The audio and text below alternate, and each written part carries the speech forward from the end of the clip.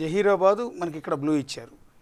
జహీరాబాద్ కూడా సేమ్ అట్లా ఓట్ల బదలాయింపు జరుగుతుంది. జహీరాబాద్ ఏంటంటే అండి బీబీ పాటిల్ గారు కాంగ్రెస్ మన బీఆర్ఎస్ నుంచి జాయిన్ అయినారు. ఇక్కడ మొత్తం జరిగేదంతా బీజేపీలోకి వచ్చిన వాళ్ళంతా కూడా బీఆర్ఎస్ నుంచి వచ్చిన వాళ్ళు.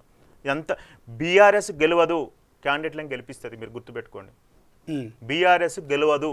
బీఆర్ఎస్ ఏం చేస్తుంది? క్యాండిడేట్లను గెలిపిస్తుంది. ఏ క్యాండిడేట్ని గెలిపియాలి అనేది కేసీఆర్ ఎప్పుడు కేసీఆర్ఏ అప్పర్ హ్యాండ్లో ఉంటాడు. ఇక్కడ ఈక్వేషన్స్ ఏంటి? ఇక్కడ కాంగ్రెస్ ఇక్కడ ఏంటంటే దామోదర్ రాజనరసింహ గారి ఆందోళన ఎడ్జ్లో ఉంది, జహీరాబాద్ అనేటువంటిది బీజేపీకి ఎడ్జ్లో ఉంది. అక్కడ మదన్ మోహన్ రావు గారి 3 నియోజకవర్గాలు వస్తాయి. అందులో ఒకటి బీజేపీది కాట్పల్లి వెంకటరమణ సంథింగ్ ఉంది, జుక్కల్ అలాంటివి. అందులో క్లమ్జీగా ఉంది. నిన్నటి వరకు కూడా ఫస్ట్ స్టార్టింగ్ కూడా సురేష్ శెట్కర్ గారికి అడ్వాంటేజ్లో ఉండే, తర్వాత క్యాంపెయినింగ్ లోపమా సంథింగ్ ఏదో లోపమా ఉంది.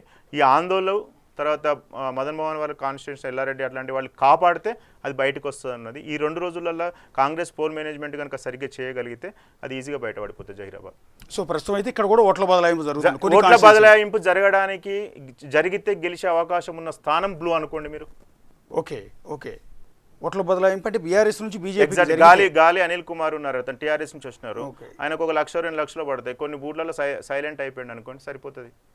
ఎందుకంటే మీరు ఇక్కడ చూడండి, భువనగిరిలో కోమటిరెడ్డి వెంకటరెడ్డి గారు 6,000తోనే 7,000 తక్కువ 10,000తోనే ఓడిపోయినారు.